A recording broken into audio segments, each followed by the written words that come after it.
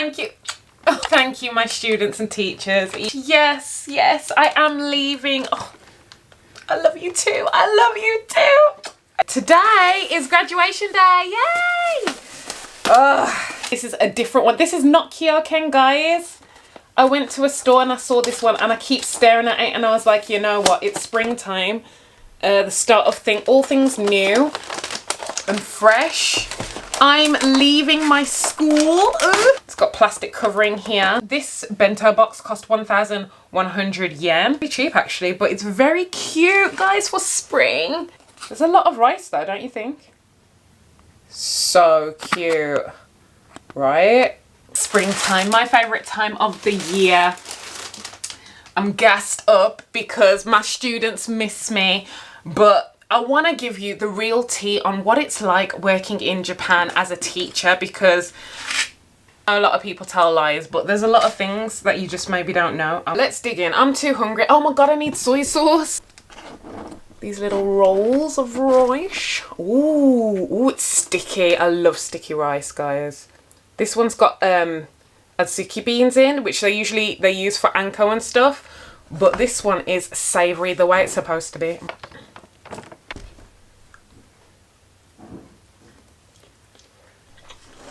The sesame seeds on top, it's just not as salty as I want it to be. It's like unseasoned. Oh, this looks interesting. So, yeah, it's my final day, guys. At my old school, I'm moving to a new school. It looks kind of like a tofu. Mmm. That is so juicy. Oh, I don't know. It's a leaf. God. You know what? I don't like that rice. Soy sauce on that, please. This is all veg. Burdock root, just for the person who commented, it's burdock root. And I don't know, apparently I said lotus root. I don't know what I said. Anyway, burdock root's good. They let me out early. What? They actually said you can go because I've got no lessons left. Today was my last lesson. It went really well. It was just a game. This is gone. The fish tastes nice, but I ain't a lick of seasoning on that. The heck? I had to get to school really early. Like, people were like, oh, Corny's here early. It's because I had to make a speech. One in the office to all the staff members and the other on live TV to all the members in the school, because it's too much to have a whole ceremony meeting just for me. So I said a speech in a little tiny bit of Japanese, but I got too shy. In fact, I had a whole nosebleed. You'll see that in the vlog. It was so embarrassing. Like, I got that worked up. I had a nosebleed before I had to make my speech. You must think that I'm confident all the time, but when it comes to making speeches, especially in a language that's not my own, I freak the hell out, man. I can't take it. If I get overheated or too excited or too nervous, I have nosebleeds like in the anime, and it happened. That's so embarrassing. But nobody really knew, except for one person. I told her, I was like, I'm so nervous. She's like, you'll be fine. Hey, I don't know, this looks like callaloo once again, but for sake. Get into this rice. There's a lot of rice. I think this is how they make up the calorie count. I think it's plum. Much better than that one. I need to work more on my chopstick skills clearly today. When I first came to Japan, me and my friend were convinced that we were at the same school. So I went with her. We both turned up and they were like, oh, why are you here? And I was like, me? They're like, yeah, why are you here? And I'm thinking, oh my God, I'm at the wrong school. Told them the name and they said, oh, that's the school down the road. And I'm like, God, we're idiots. Face palmed, running out of time. One of the teachers was kind enough to give me a lift in their car and drive me to the school, which was only about 3 to 5 minutes away anyways. It was really close. They called the headmaster for the school that I actually belonged at. So I got there a little bit late, but he was very forgiving and he was laughing. And I remember I was just so embarrassed because, like, my first day teaching at a Japanese school and you're supposed to be on time. Time and punctuality is everything in Japan. And I end up late. What are the chances? And I feel like I was very, very lucky. I worked with a lot of high caliber teachers, seasoned teachers who knew what they were doing and could speak English well. So it was a easy first school for me. I was blessed. The schedule wasn't crazy. Sometimes I had 1 or 2 lessons per day, and I didn't have to stay till the very end. I could leave a little bit early. So I was cush, guys. I was comfortable for my first school. And the students were really super sweet and nice. They let me do a lot of my own lessons and try a lot of new things. And we were always trying new things in that school. And I found it a lot of fun. I really enjoyed being there. And I was sad to go, you know. But of course, c'est la vie. You have to move on. It was a very old school, a very huge school. I remember thinking, oh my God, I've got like 40 students in one class, and I had like 8 classes. They go ahead and put me in a big ass school again. So round 2, this new school, remember we're in the pandemic. Do you remember that one, guys? In the pandemic. I was nervous as hell. Like, who wants to be at school during a pandemic teaching English? Who wants to be anywhere during a pandemic, especially that one, like when you're not supposed to be making contact with people? And they're like, okay, there you go, go into school with a bunch of random people that you don't know. Go and teach all the students, 1,000 of them. Excuse me? You must be out of your mind. I was shook. I think I was meant to put this stuff on the rice. I didn't see it until after, so I've made a mistake. I could have used that. That was the seasoning, the garnish. Oh well, I'll use it for the fish. Because I ain't got nothing on it. I don't actually like pumpkin, but...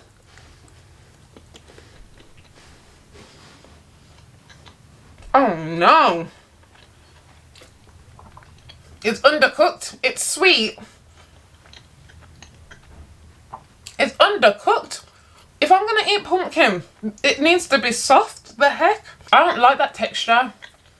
It's like part of it's going hard and off. It's just, oh no. I don't care about the taste anymore. The texture is just horrible.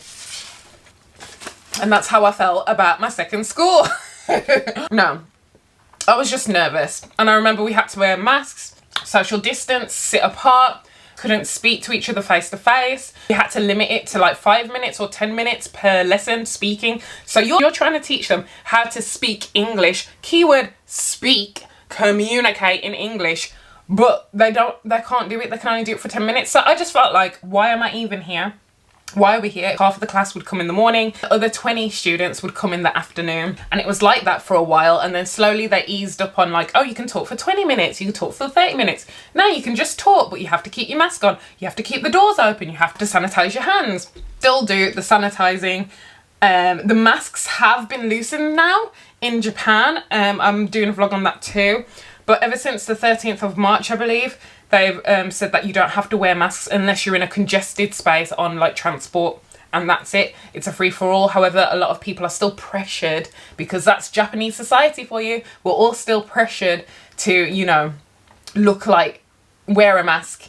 I'm not going to be the first to not wear a mask, but the young ones, they don't give a crap. In my class, some students have started to not wear their masks as much. So you can see the rebels in the young ones more than the old ones. The old ones will take a long time to stop wearing the masks because they're very by the book, very Japanese, very like, I'm not gonna rebel. Will take a while, guys. If you come here and you're surprised that everyone's still wearing masks, don't be. My guess is that it's gonna last for about a year. So anyways, yeah, pandemic happened. Things started to relax and ease off, and I could actually do my job. I could actually teach English. And I found that these students were very bright, very smart. The staff were cool. I had my favorites, I'm not gonna lie. In particular, there was one where I babysat her children. That was an event. Ended up riding me like a horse. That was fun. We became quite close, and she was very friendly, very, you know, well-spoken. Things, give me advice, and we like laughed and giggled like friends. I should message her to meet her again, but she's such a joy to be around, and she's so passionate about her job. I know there's a lot of people in Japan, a lot of AETs that don't take their job seriously, and I think I do to a certain extent. Like, you know, when it comes to like time off and leaving early now and again, I'll be like, peace, but like I still do my job pretty well, I believe. And she was like that, but she was just driven to like try new things, kind of how it was at my school, but it was just this one person who was definitely driven like that. There was about 2 people that were very high level, great teachers, but in particular there was one that was my favorite teacher, and she just she's like, Corny, what do you think about doing this and that? And what do you think about this? She used to ask me questions about the lessons and really involve me. And I told you I spoke about BLM when that happened. I did a whole lesson plan on it, and she was encouraging me. She backed me, and she was like, yeah, go for it. Try something new. So I felt really encouraged and inspired having her around. So when she left last year, I was like, that. I was sad. I was sad. All right, we're gonna get some prawn up in here. Beautiful color, isn't it?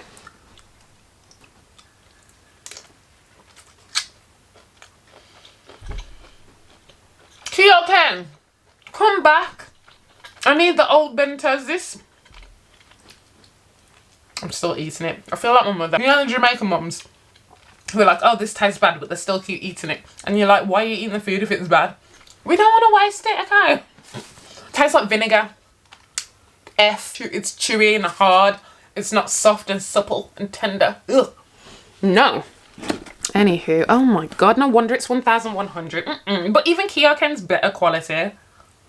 I'm not sidetracking to any other bento again. Forget it, guys. I don't think I can do it. Like, this is not it. Low-key, this is one of the things that got me the most. Like, what the hell is this?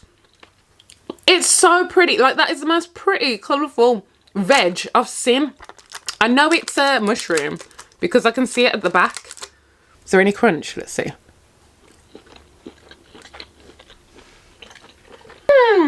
Best mushroom I've tasted. It's quite sad, isn't it? That's the best thing in this whole bento.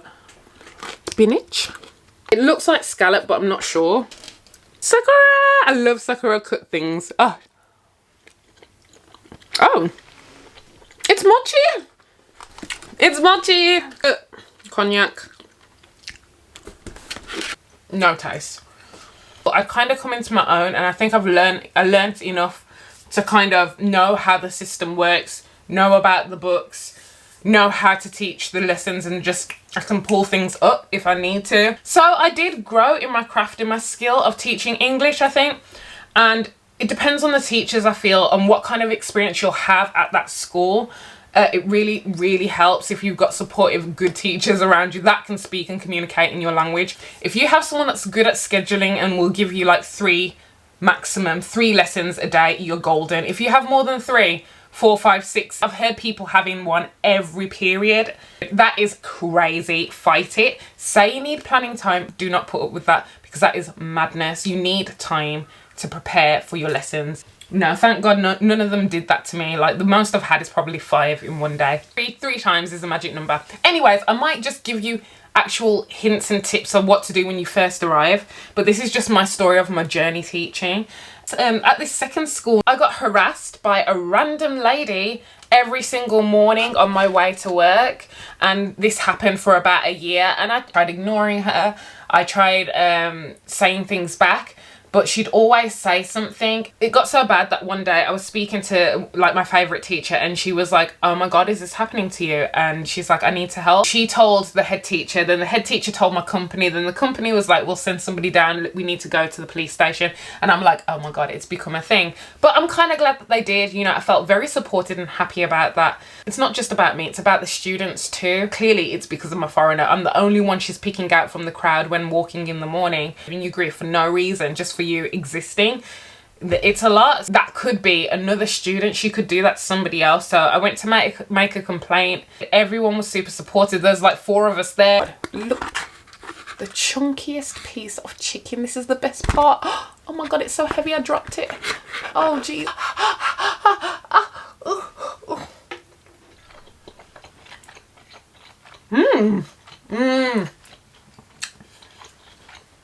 Tender. That was the best part. Let me get it with some rice. Hold on. Mochi. But it's, ooh, it's so jiggly.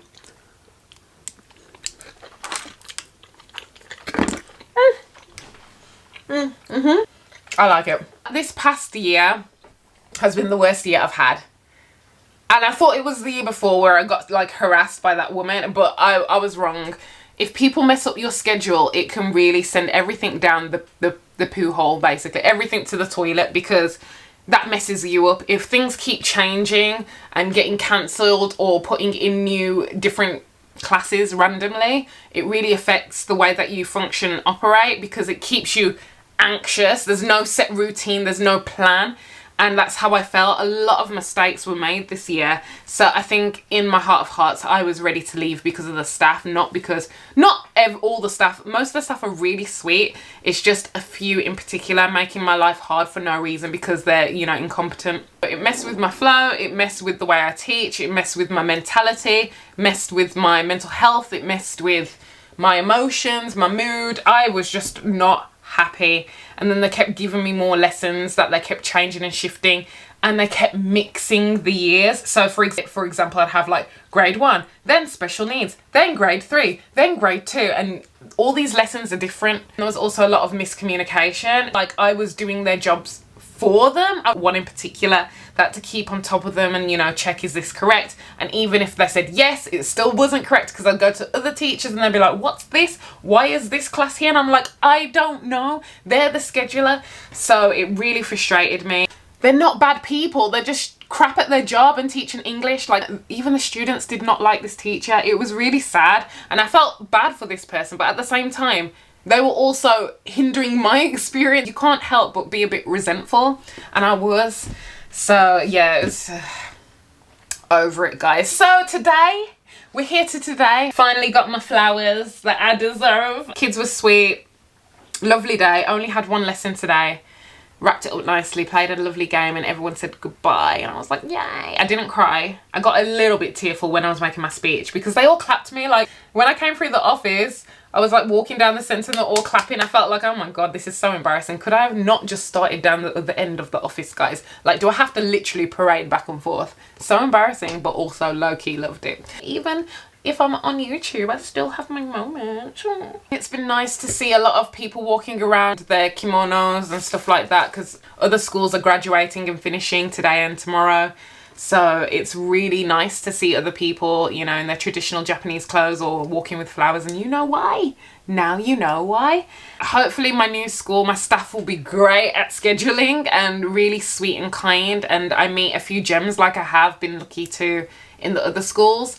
And hopefully the students are cooperative, because I've heard some nightmare stories before of like the kids trying to beat up the teachers and stuff in some rough ass school, but I've been blessed so far. So I'm just hoping when I move to this new school, it's just pleasant and calm and chill. I really wanted a small school. I should have requested that, but I've got another huge ass school. Once again, they keep putting me in these big schools. Maybe because they know I can do it. Like, they're just like, yeah, go to that school with like 1,000 kids. Please, I need a break. Like, I might request to move after a year if it's terrible and try and get to a smaller school, because I'd like to have a small class. I'd like to remember everyone's names. That would be nice. I'd like to build up more of a relationship. With that many kids, you just can't do that. Like, of course you greet them and they're all sweet and nice, and you do have your favourites or ones that you remember because they're loud or noisy or super quiet or have a weird quirk, but like, it's impossible. So if you start in your company and they're like, remember everyone's name, no, it ain't gonna happen. Okay, especially with masks. You think you're gonna know who's who with masks on? Although I do have a weird ability to recognize when someone's cut their hair. Couldn't tell you the name. Yeah, I just wanted to celebrate and have an excuse to eat food, but this one was just disappointing. Don't eat it.